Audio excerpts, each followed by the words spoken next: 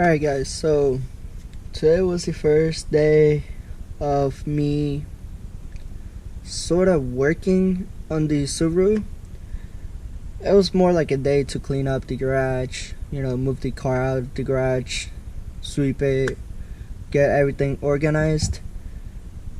And along the process, I got some bad news from the car. Not from the car, but of course. I took the intake inlet that goes right into the turbo. I took it off.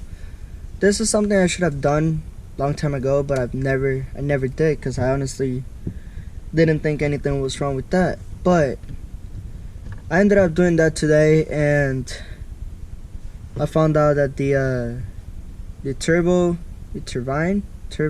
I don't know how you say it honestly, in there literally got like fucked up. Like, there's no other explanations for it. What happened is the charge pipe in these cars, they go all the way from the front to the intercooler on the top of the engine, because these cars, they have the turbo in the front, unlike the older STIs or even newer STI have it, that the turbo is like right next to the transmission. This car is like the opposite thing. The turbo is in the front, and yeah, basically what happened is that in the accident, the charge pipe broke off, and somehow I assumed that like whenever the car was hit, they left it running. They didn't like shut it off like straight up, and some of the plastic pieces from the charge pipe, it fell right in the inlet, and yeah, that it broke the little flaps. I don't know exactly what it's called. And the turbo, is it usable? Maybe I could try to use it, but will I use it? No, I don't think so. My plans with it so far, I have a thousand ideas that I can maybe try to do. I have thought about looking at an used turbo and trying to swap it, but according to my math, an old and used turbo, it's like $500, according to what I have seen, at least that's going off by eBay. And honestly, I feel like that's a lot. So what I was thinking is that I would just buy an upgraded turbo, and I have a couple reasons why. My first concern is a brand new one for the F820. It's $1,800 at a dealer, so I directly ditched that. I'm not gonna spend $1,800 on a new turbo and have it be like the same stock turbo. So what I'm thinking is I'll most likely buy a turbo, like an upgraded one, slap it on. It's the ones I've looked at, they're literally direct fit, so I shouldn't have any problems with that. Also, yes, down the road I do plan on going with a built block, which having that turbo already is gonna help, and I can always have that turbo turned down on low boost, because I don't wanna, this is gonna be my daily driver, so I don't wanna risk my reliability. Not to mention that the Subarus are not known for the best reliability ever, especially the EJs. The F820s, they're decent, but they do like to bend the rods past 350 wheel horsepower, so that's like my max. If I do buy it now, I'll have my tuner, tune it down to maybe even less than what I was thinking of running earlier, which in other words, that would go from 350 to from, yeah, in between like 350 to 300. I would probably do like 290 to like something low, conservative, like super conservative. Um, I can always do that, and then once I have a built block, all I'll need is just like a clutch, but I'll wait till this one wears out, and then I'll buy like a big one, like a good one, upgraded one. And then fuel pump. That's the only thing that's limiting this car from making 500, 600 horsepower. I could always go E85. I have looked into that. In my area, there's no E85. Like the closest station is like 1 hour drive from here, so I'm not gonna, this is my daily driver, so I'm not planning on that. If I ever do like drag build or track setup, which is my plan for this car down the road, whenever I have another reliable car, I'll probably I'll switch it. That's another thing. Whenever I don't have to rely on this car to go to work, to do whatever I need, So yes, I've been looking at a few turbos. The one that I'm looking at right now, it's around $1,600, and it's capable of, they claim 475 wheel horsepower on 93, but again, I'm not gonna have a run at that. Before with the stock turbo, I was thinking about going 300 through to 350. I meant. With this one, I'm thinking about like maxing it out at like 290, 280, like even less. For my daily driving, it's not gonna be like practical, because yes, it's a bigger turbo, meaning more lag. But do I really care about that? Honestly, I don't really care about the lag. This is a car that you can control. This is a car that is all-wheel drive. It shouldn't be a big issue. And in my area, it's mostly like open roads. I'm not gonna like be crazy on the car. Do I take it to the track? Yes, I do take it to the track every now and then. Or that's what I used to do with my old Jetta.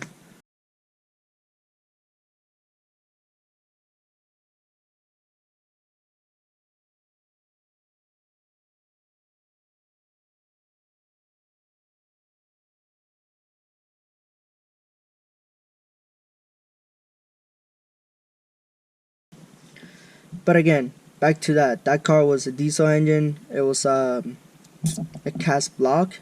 This one is aluminum. Rods are not like, the best thing. They're not like, it's not like a Supra engine. It's not a 4G63 that you can just like do a couple things. It's pushing 500 wheel horsepower and it's gonna be like, reliable forever. No, it's a Subaru. Like, I know that they're not the best engines ever out there. Are they good? Yes, they're good. Don't get me wrong. But that's the problem with Subarus. Their transmissions, they're known to hold. Like 500, 600, they'll hold it. No problems with that. But again, engines, that's what you want to be careful with. Subis. With the Evo, it's a whole different story. I've heard their engines are good. Even the 4B11, they're good. It's just like transmissions. That's their problem. I don't know what to say. I'm thinking that I'll probably email some of those companies, see what they say, what they if I can talk their prices down a little bit, maybe like a collab with them. I don't know what's gonna happen, but all I know is I'll most likely be buying a new turbo. What company will it be from? I don't know. It's like gonna be a new turbo? Most likely. That's what I'm actually like thinking. I don't want to think about the used turbo idea. I don't want to think about dealer turbo. That's not gonna happen. Dealer turbo, you can just ditch it out. And in case I was to run short on money, I can always sell a few parts from the car, as far as like maybe the intercooler that is like an old thing that I'm not gonna use, and headers, which I'll be swapping either way. I can sell, you know, the OEM parts, for example, the TGV, EGR, you know, things like that, small things, not, you know, not anything big. That's my plan for the cars of right now. It was not something I was counting on. Slowly, this car has turned into more like a race car. It has kind of like slowly walked away from that daily driver that I was building to more of that track car that I was wishing for. Because, I mean, the setup that I'm going in this car is it's kind of a bit weird. Like, I'm going overbuilt, but down the road I do plan on going all out on it. Not all out. I'm not going to push 1,000 horsepower. I'm not going to do that. I'm not going to go that stupid, you know, height. But I'm already going with a Mission Moto front mount intercooler. Do I really need it for the power that I'll be pushing? No, not really, but I had to buy a new intercooler either way. Might as well spend a little bit more and buy, you know, a better one. Not better, but like something that down the road is going to be able to hold more power, you know. And no heat soak, that's another thing. For headers, it's the same. I bought headers for this car already. Will they help, you know, like supporting mods? Yes, they will help. Are they necessary for the power level I was thinking about, or I'm thinking about now? No, not really, honestly. I did the full TGV deletes, which is a plus in this cars. Normally people do just the TGV delete, which is like just the single piece. They don't take out the whole complete thing, which honestly for me, the other part that you live in there, which is like the part that goes right into the block, the little flaps, that's like one of the most restricting parts of the entire TGV system. There's a couple more things that I'm going in, like exhaust. I bought a NVIDIA J-Pipe catless, and I bought the Remark mid pipe and axle back. It's a combo. Nothing on the car is gonna be catted. It's gonna be like completely straight pipe, stupid loud. You know, around this area, not many people care about it, honestly. Cops, as long as you're not racing, it's Florida, so they don't really give a shit, honestly. Not saying that you might run into one that, you know, they're like, well, you know, but you know, that's not the case with everybody. That's not the everyday case. So yeah, my plan of right now is just doing that, looking into upgraded turbo, putting it there, having my tuner tune down the car to like 290 wheel, even like up to 300, just making sure the car is safe, you know, the engine is safe. That's my main concern. Down the road, whenever the channel is bigger, we'll see what happens. You know, I do plan on racing this car. I do plan on taking it to meets. I do plan on like doing a lot of things. So I will have it, you know, I will have people looking at the car. If I can get sponsors, I'll take them, you know. Like I said, I was building this car as a daily driver. Slowly, sooner than I thought, it's like becoming more of a race car than a daily driver. But, you know, it's my point of view is if I'm gonna spend $500 on a turbo, like a old used turbo, I'd rather just like spend 1,000 more, buy something brand new and something that's gonna benefit me down the road and even right now, because you know, who doesn't like that turbo whistle? Let's not lie about it. Yes, the one I was looking at, it is a twin scroll turbo, so you know, this car is literally built for a twin scroll turbo, so I'm gonna let that be. You know, there are a lot of advantages to that, so you know, that's about it. You know, the cars, everything else is fine. Luckily, I was looking at the intercooler and it caught most of the pieces. Like I said earlier, I already cranked the engine a few times by my hand or by hand, I don't know. And it's fine. Like the engine is actually fine. You know, it moves just fine. Just the intercooler actually got like most of the pieces in there, so that's one thing that I'm glad, you know. Aside from that, it's just like kind of depressing because like I was not thinking about that and I was not planning on spending that money now. I had thought more about a build block than even a turbo, honestly. So it's like, you know, one of those things. I do have a couple options, you know. What I'm planning on doing is buying that upgraded turbo. But I still have time, I still have options, and I already got mostly parts for the car. I already got like even the upgraded radiator and fans. The only things that I have bought from Subaru, like their dealership, has been like exterior parts like fenders, bumpers, hood. That's the only thing. Aside from that, everything I have went like another company like Remark, everything, you know, like for the intercooler I went with Mishimoto Front Mount intercooler.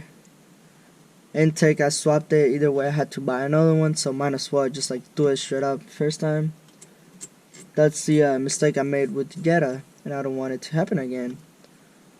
Whatever I needed to buy, I bought a factory one. Then down the road I was like, alright, I wanna custom this car up, so I bought an extra thing. So I was like, alright, there's no point of buying two things. Just buy one. The first time it's gonna hurt a little more, but oh well, you know. You're not spending twice as much.